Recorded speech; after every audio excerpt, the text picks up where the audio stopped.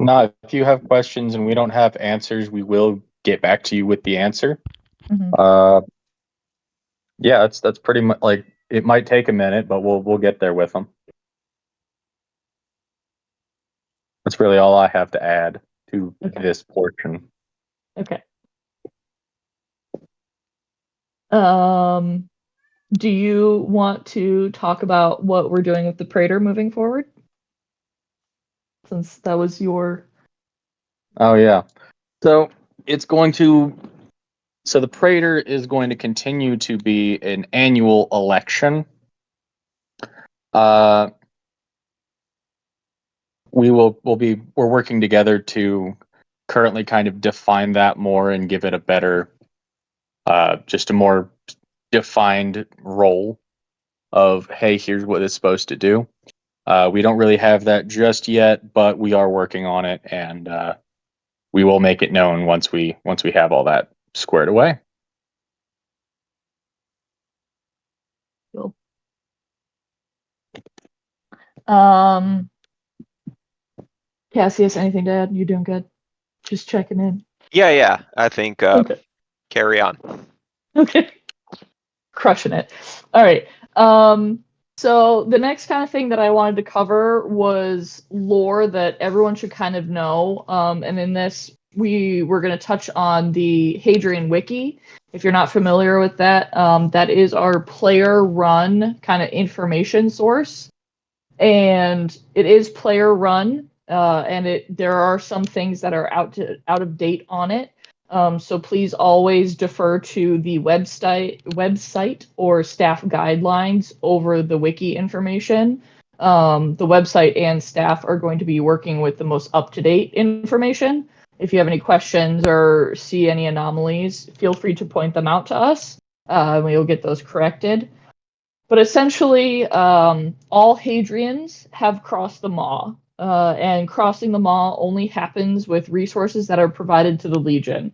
So even if you are a civilian, you are kind of under the guidance of the Legion when you cross the Maw. Um, if you have a crazy idea of something different, please come to us as staff before you drop it in the Discord or get married to it. Um, and the Empress, the other information that all Hadrians would have would be the Empress has commanded her legion across the Maw due to the prophecy that foretells the end of humanity unless they can unite under the banner of the Empire. So unity is our main goal. How you decide to act against people who seem to be against unity is your character's business. But that is why Hadrians have spent all this money, given all these lives to cross this uncrossable thing. Any questions? And Way's recording. Way, you're the best. Thank you. No? I'm just Well, now I've explaining got to it say something. so clearly. Well, now I've got to say something Um, embarrassing because we're being recorded. yeah, I know, right? Immediately just Is my lose. backstory okay though? I went. Yes. Okay, Yeah. going over as a trader, as like a merchant, and then in turn I have to serve in the Legion as a non-citizen for a year or two. As like, Yep. okay, Yep. So since you are a cross-cultural character, your backstory is a little different. So if you are interested in being a cross-cultural character, of even either having a Rivlin background and you became a citizen, welcome. We're glad to have you, or Vaterkin, or Suzak Mar. Please reach out to one of the culture team, and we will work with the other culture teams to make sure that your backstory lore matches up with their lore that they have written. Just as a general sign of respect, they're doing the same thing. If we have cross-cultural characters that want a Hadrian background, they're reaching out to us and working with us on those. Approvals.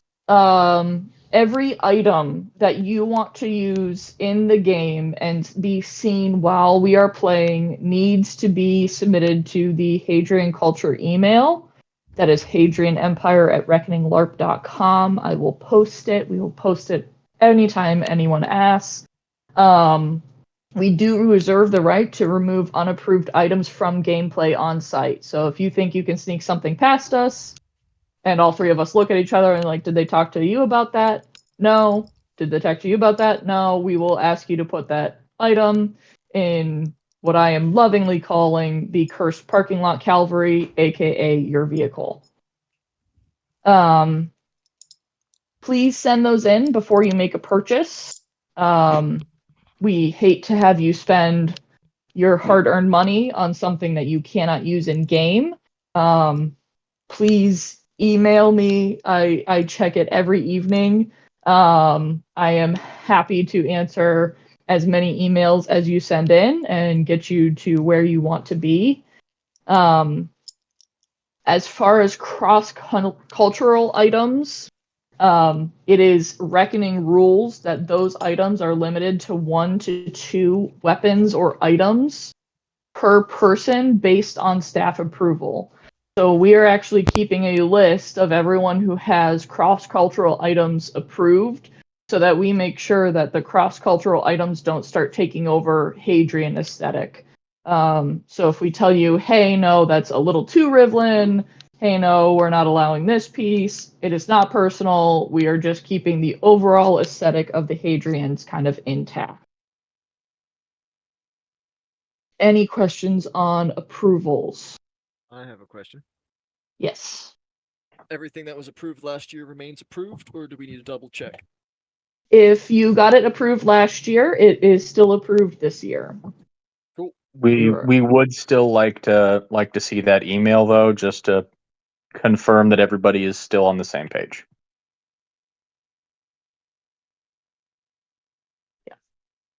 Yeah. And it's never too early. I do want to say that it's never too early to send in your kit ideas.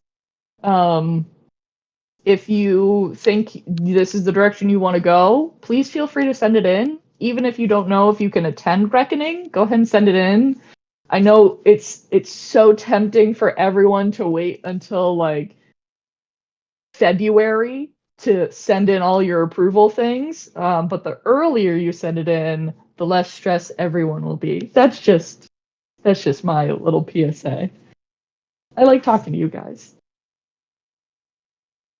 Kit approvals for things that are more like minute, like jewelry or tent accessories and all that. It's the same ruling, right?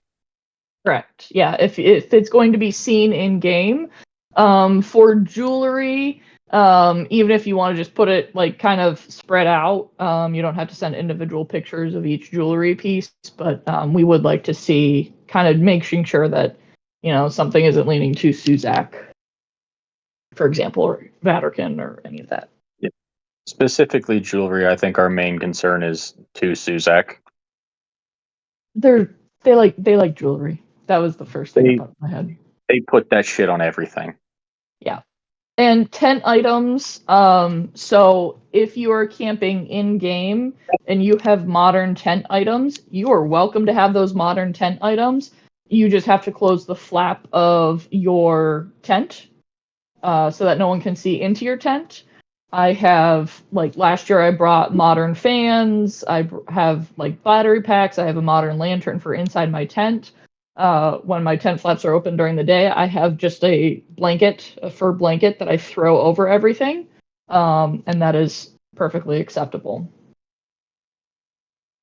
So you can have modern camping items. That tent flap just has to stay closed, though, or they have to be covered. Yeah, just make a good faith effort to disguise it and preserve everybody else's immersion. Correct. I want to just speak into the cross-culture items a little bit more. So again, like it was already mentioned, of course, it has to be approved by us, but also, even if it's approved, please don't put it on like the approved item list, because cross-cultural item, we're treating it kind of separate. So it has to be, like, even if it's approved for one person, it doesn't necessarily mean it's like, overall approved for anybody to bring. So it's like on a really case-by-case individual basis. So please kind of treat that as like a different, even if you did get approval, treat cross-cultural items kind of separate from every other like Hadrian approved item.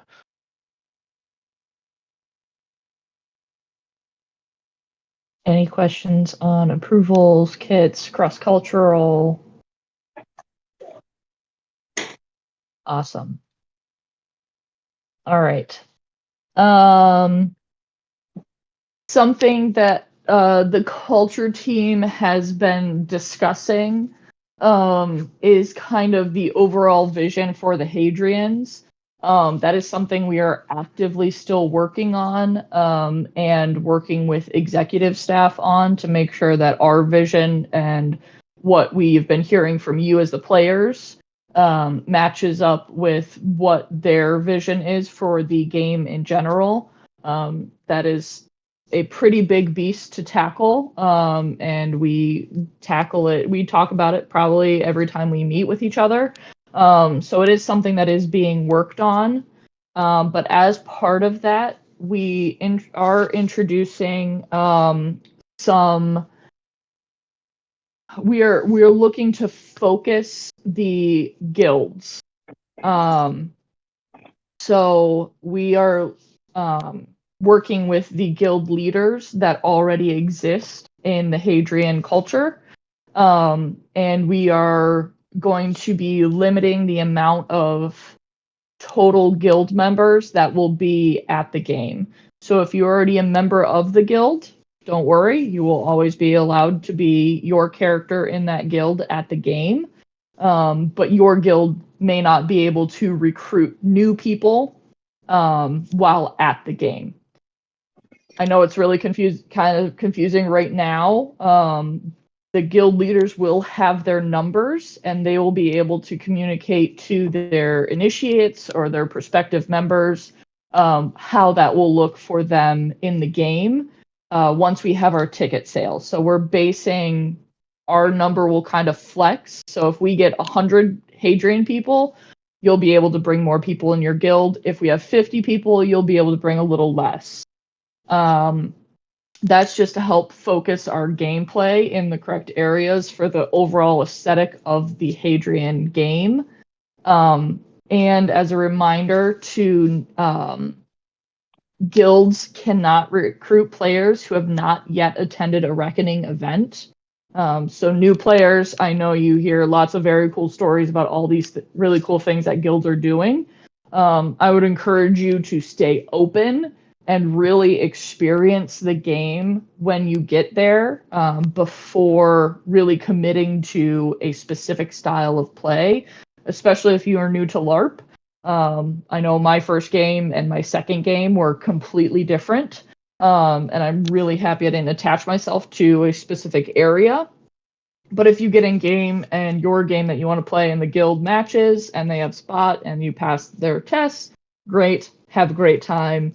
I can't wait to see what you do.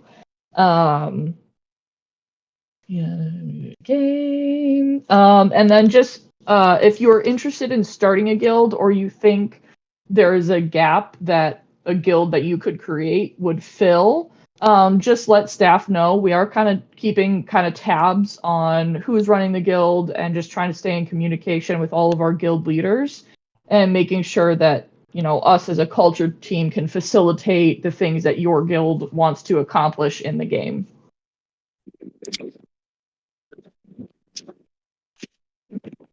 Culture team. Cassius Septimus, did I miss anything? I think that's my whole agenda. Let me confirm, but I think that most of that is pretty solid. Okay. We do want to really focus on the Legion gameplay, Mm-hmm. which is something I believe we covered just a little bit. Mm-hmm. But basically, the overall goal is we want the overall faction to come first, as opposed to things like guilds. So we really want to provide that united Hadrian front before we start fracturing off into what everybody else wants to do. But Yeah. beyond that, I think we're square. Yeah, and again, just to kind of speak into more of that, I'm sure people who already attended, year 1, 2, 3 have kind of seen, especially with, I think for the Hadrians, we've been pretty good to kind of identify as Hadrians first and foremost, but with some of the other cultures, we have seen kind of like the faction identity kind of become the main focus away from their faction, and then there's a lot of kind of disruptive things that happen. So we kind of want to really be able to create gameplay and moments where we're able to kind of focus, like it was already mentioned about, with the Hadrian gameplay. And then on top of that, we want to, through the guild play, we want to facilitate more like specialized play that you guys want to do. So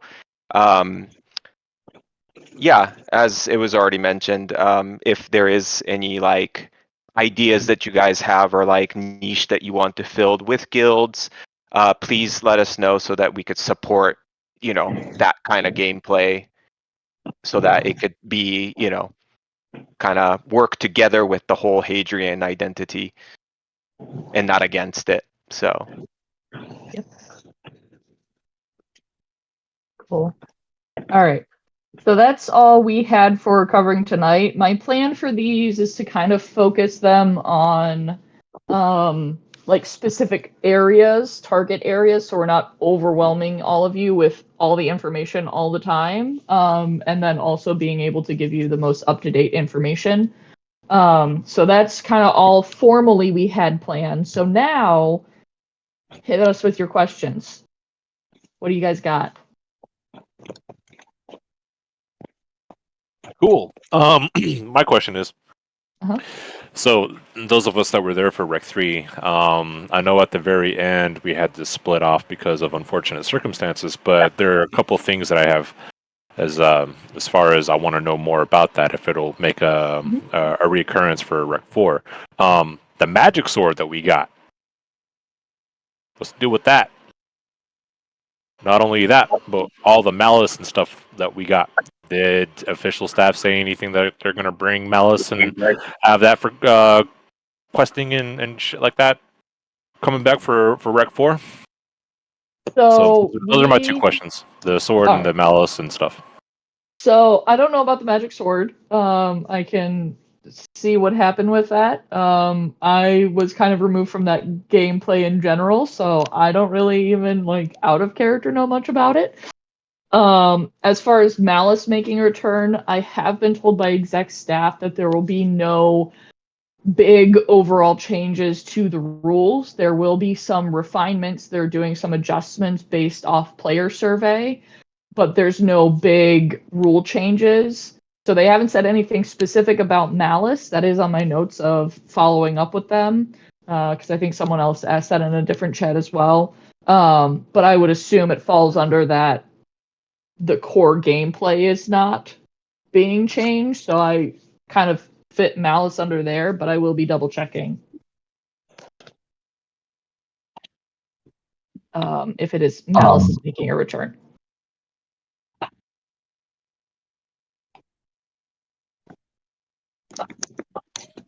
Cool. Thank you. Yeah. Yep. So for since the factions are all now at war, or there are wars going on as far as like the game is concerned, are we going to be receiving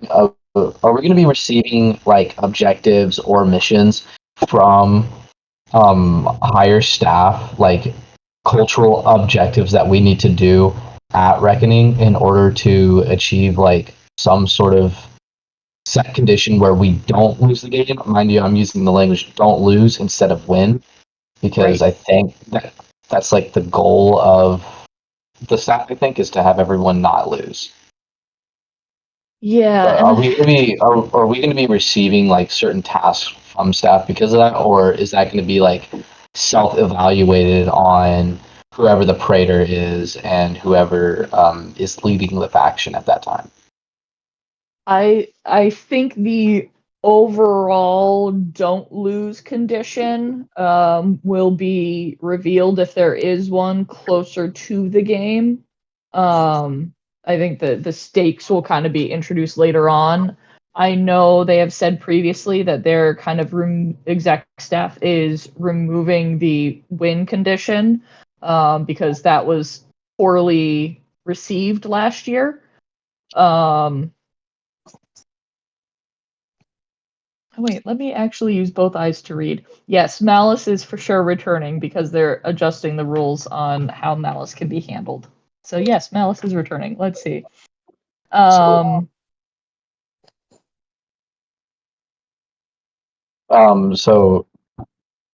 is it just a you don't know whether or not like because what I'm talking about are like staff doing something and then saying, hey, submission that this specific camp has, right, that they have to do in order to affect the map game. That's a question that I'm asking. I'm not necessarily asking about like how the end of the game is going to go. I'm asking if there are going to be missions during the game that affect us. I think it is too early for us to know that part of gameplay, but I can certainly ask. Okay. So let me just make sure. So will there be objectives from staff that will affect the map game? Are you asking like, does staff specifically have objectives for us as Hadrians? Yeah, so what I'm Okay. asking is if we're going to be getting objectives from staff, like staff's going to take the place of like a higher Legion command, right? Send them down to us, send them down to like our faction leaders and say, hey, look, here's some things that need to Hadrian happen. wants to accomplish when you're being deployed to this area, right? Because if these go right, it allows us to do things easier in the map game. Does that make sense? Word. Sort of like giving us a task in command in that sense. So I got you. right now, Legion command will stay a player function. So if there are objectives handed down, I don't know how that would look. That's something we haven't really addressed as like kind of a staff team yet. But I will certainly bring up that question with them. I don't know about like the core staff, but at least at our level, I think for us, at least in the Hadrian staff level, I think our focus is that none of us are gonna be like, you know, kind of assuming any kind of like a commanding role where we're going to be like, you know, giving you guys like direct order objective type of situation, but more our role is really to kind of let you guys like, you know, if even if we do bring you something, it will really be more like, hey, like here's like an opportunity, here's like something happening, you know, and then you guys, because we really want to keep the agency with the player and not just like kind of staff coming in and like, you know, being like, hey, like, you know, I'm in charge, you gotta go do this, you know. So I think that's definitely kind of the direction we're focused on. Again, I don't know what the main core staff's specific plans are at the moment, but at our level, that has been the discussion is whatever opportunities of gameplay we might present, it will be much more, yeah, opportunities, not like directives. Okay. Well, that was my question. I have to go. I have a meeting I have to get into. Thank you. Hey, dude. I have another question. So is everything considered a war zone for us in regards to Rivlins and whenever we see one? I guess that's up to you guys. Do you guys want to fight on site? I mean, yeah, that's not my answer, but I'm just saying, like, is it all considered like the bazaar area? That's like consider that off limits. You can't go raiding Rivlins in the bazaar area. Are specific areas going to be like pinpointed for us? So Like, I'm not running amok, fucking everybody's game up. I don't know that we have that answer yet, but I assume it will be like it was last year that there's no open combat. Like the same non-combat areas will be in effect this coming year. Just operate under that assumption until you hear different. Yeah, I think it'll be more definite. And again, we'll have to kind of confirm with core staff, but I think it'll be much more like a safety and a hazard reason than like any other reason.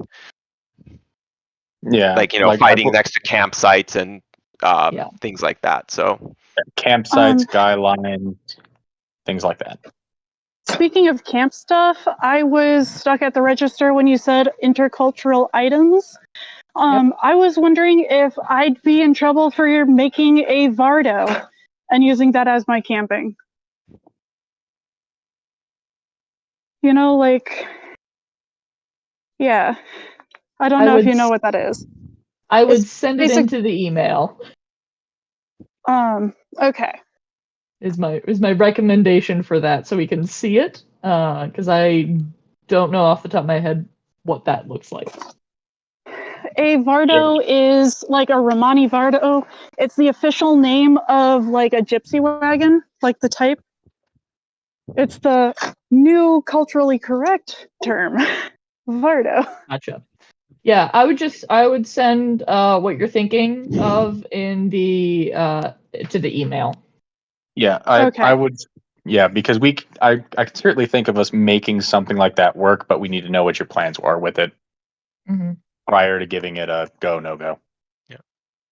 Basically, it would be me like camping in it, and maybe me camping in it, or like taking my spell scribe commissions out of it. Yeah, we just need to know what it looks like. So just send like a picture or like what it would look like, even if it's just reference photos to the email, and then we can give you a more accurate yes or no. Sure thing. Cool.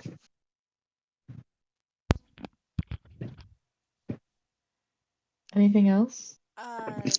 I had kind of a very specific question. It's just to get on the radar. Most likely will not be able to be answered right now. But I know that a lot of the quest looted items and also materials were returned. But like for things such as like ciphers, puzzle pieces for different quests and stuff, like drawings of said items. I know some of them were not player run, some of them were staff run. Okay. Will those staff run quests, do you know if they would be like continued, or are they going to just be like reset and brought back? Because I happen to have like a staff quest item, I guess, by accident. If you don't have the answer like right away, that's totally fine, as I said. But that's something like to put under the radar with like player run quests versus staff run quests kind of situation. I will definitely follow up with staff on that because I don't have that answer, but that's a great question. Okay, awesome. I had a quick question regarding armor. Just so I know where to direct my energy on what I'm trying to make. I know I'm also probably in the minority of preferring to not wear a lot of steel in this faction, but are leather helmets permissible if they're made to be sturdy enough, or is that just kind of I should focus elsewhere? I'll leave that up to my two armorists. If I remember correctly, the rules state a metal helmet gives you the +1 to every location. That would tend to be in an executive staff ruling because that's actual rule. Yeah, that's the last thing I heard too. I don't think there's any rules from you not being able to wear a leather helmet, but it won't give you that +1 benefit to overall AP. Okay. I had heard something about chain coifs also giving a bonus, so I didn't know if there was some kind of extension into other protective headgear or not. I figured that was just a good thing to bring up at this point. According to the rules I have it open right now, it says wearing a metal helmet or chainmail coif with a padded cap counts as additional armor points in all target zones and increases the character's total AP. Well, that answers my question. Thank you. Welcome. Anything else? This is just a general. Yeah, just general Q&A. Yeah.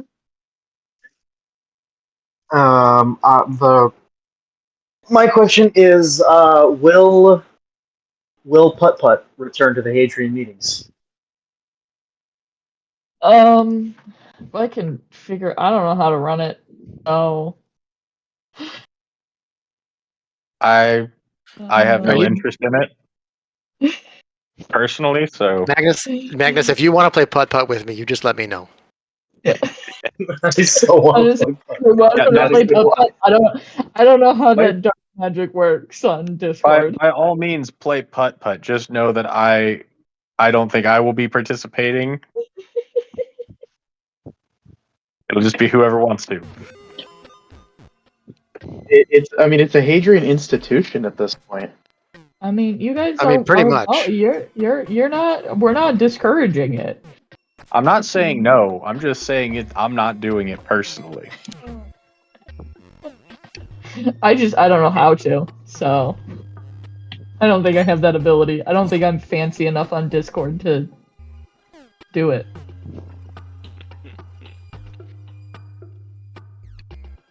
Okay. And we Costume played question mini again? golf at the game. Oh, sorry. Go ahead. Costume question again. I heard at some point from someone that as long as your faction color makes up 20% of your kit, you could wear like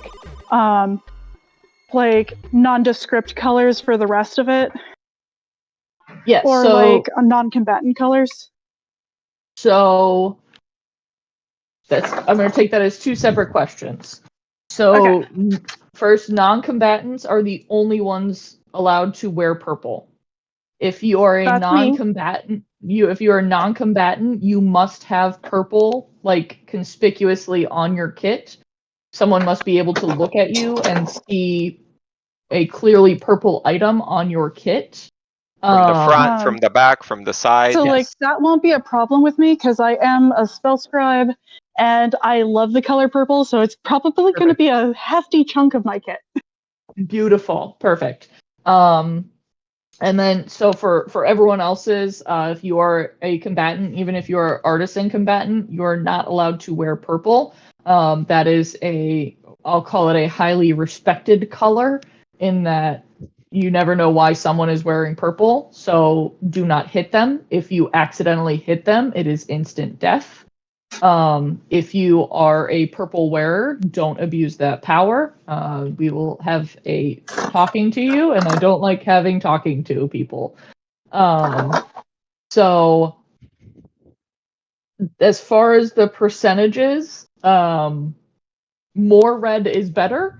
But neutral colors, so brown, black, tan, white, you can use those as, primary pieces in your kit.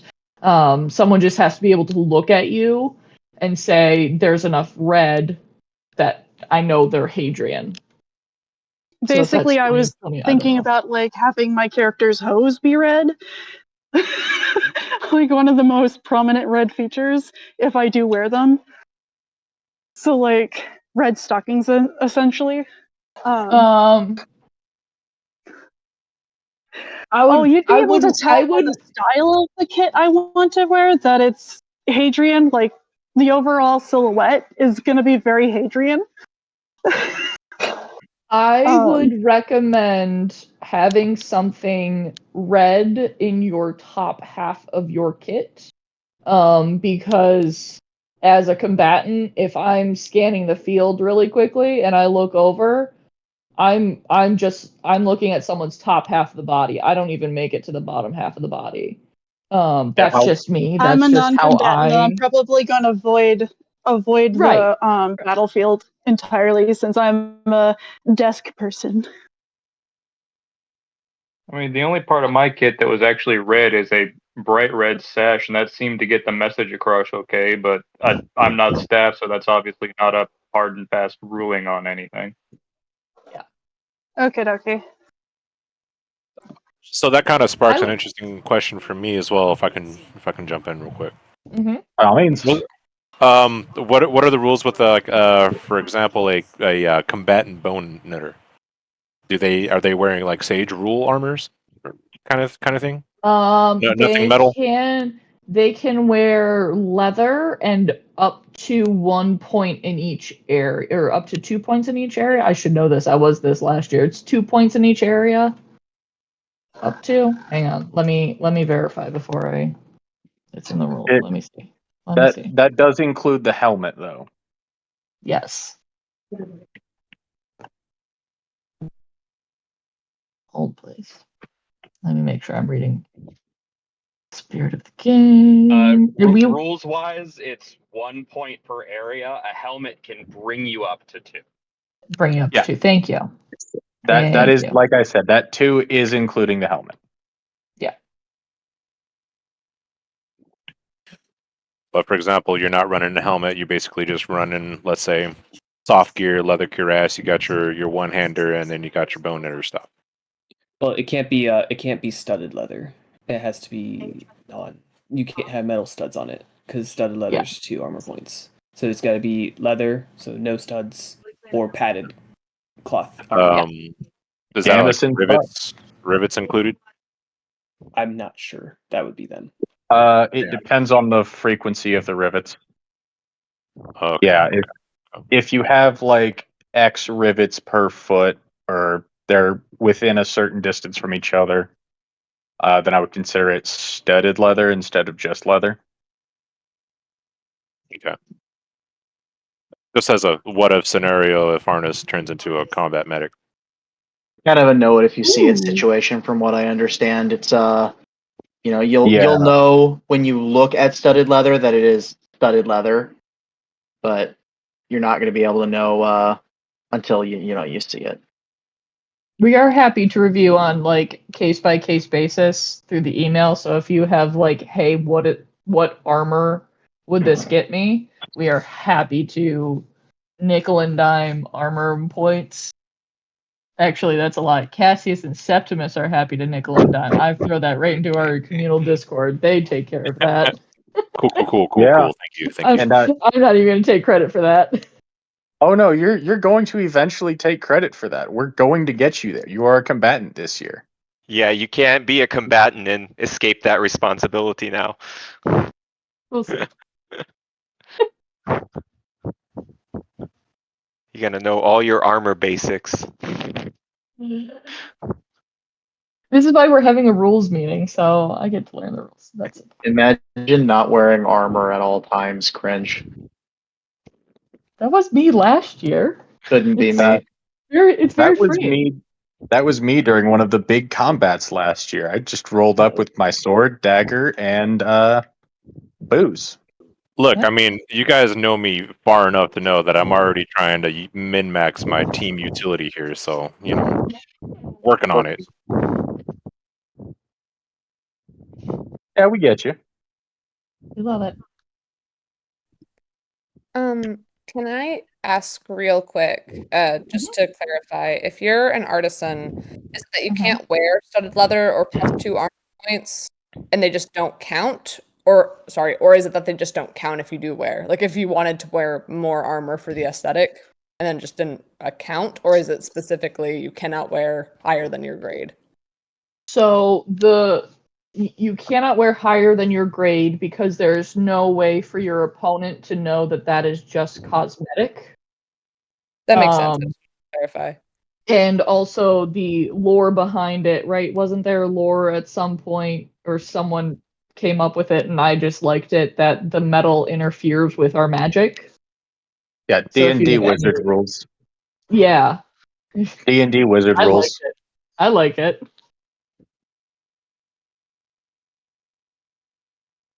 So yes, no metal armor for the artisans. No wearing over your allowed grade. Correct. Yes. Yes, wearing a tea kettle on your head does not interfere with magic. We don't ask questions. Great questions, though, guys. Oh yeah, no, I'm loving all of these so far. Yeah. And then one other thing, just because I wanted to be sure. In the approvals, once we do get something approved, we're allowed to post it there. I didn't know if there were rules about who was allowed Yep, to. provided it is not cross-cultural. Yeah. Yep. Cool beans.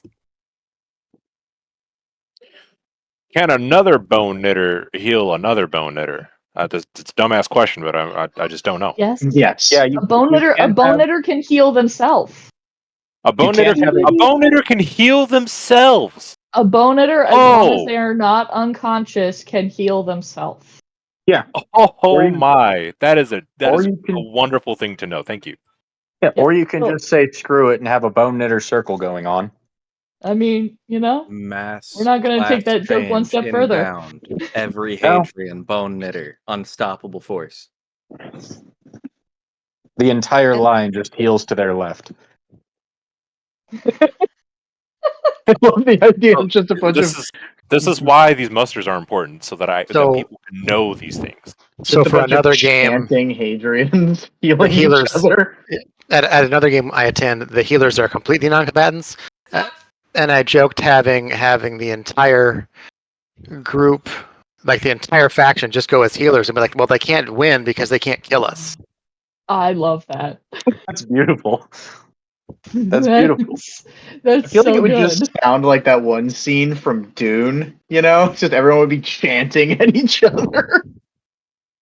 I'm gonna just sit right here and touch your shoulder real quick. No, just keep fighting. Don't worry about it. Just keep slashing. I got you, bro.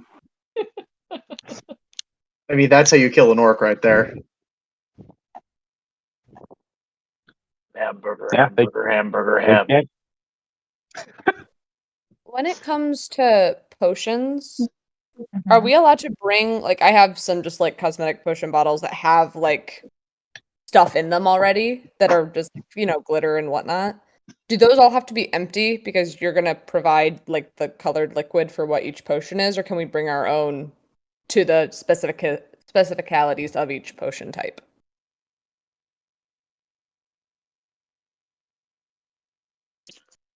That is an excellent question that I don't think we have an answer for just yet. Let me quietly type that on my question document. In that vein, if we are allowed to bring our own potion types, can they be different flavors of Gatorade? Yeah, I was gonna say if that's what I would think. I would just like Gatorade, Mio, something like that.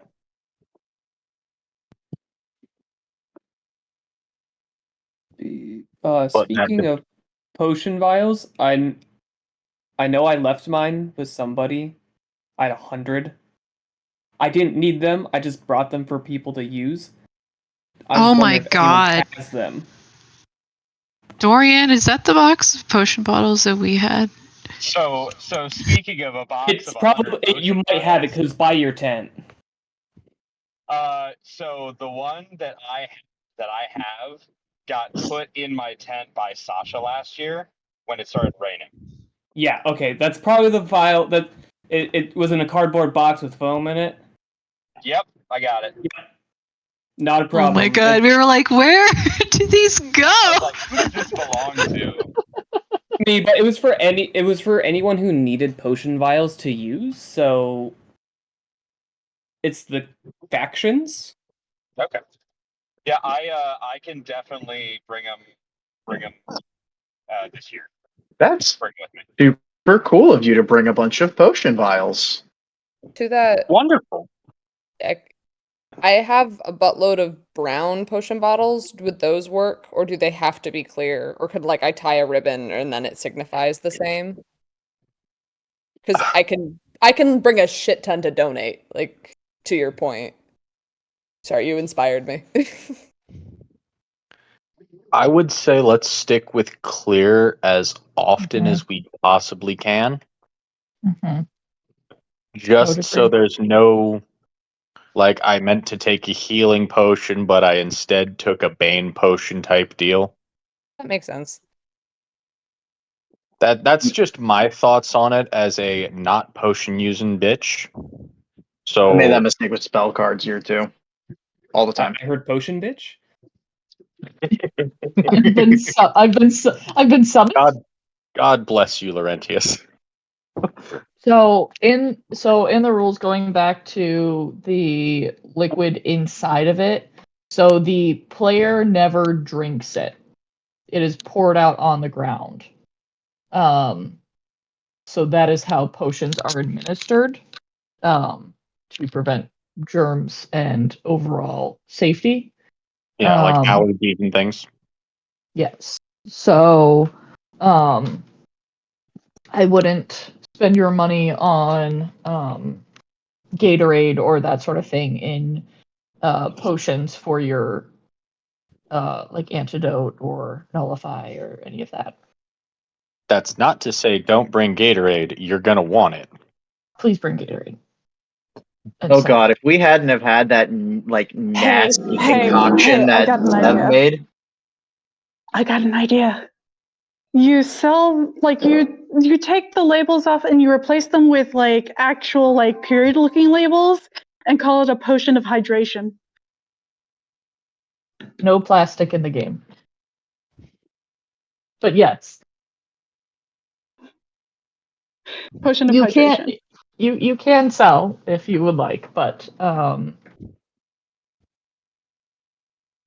we'll yes. I think it was year 2. We actually had a Suzak lady walking around. She had like a little like cart that she was carrying around around her neck, and she just had a bunch of potion bottles, and they had different hydration drinks in it, and she was selling it or giving it away, and that was really cool.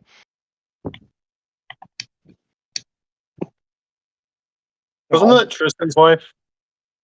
That might have been. That might have been Tristan's wife. He's the older gentleman in the Rivlands.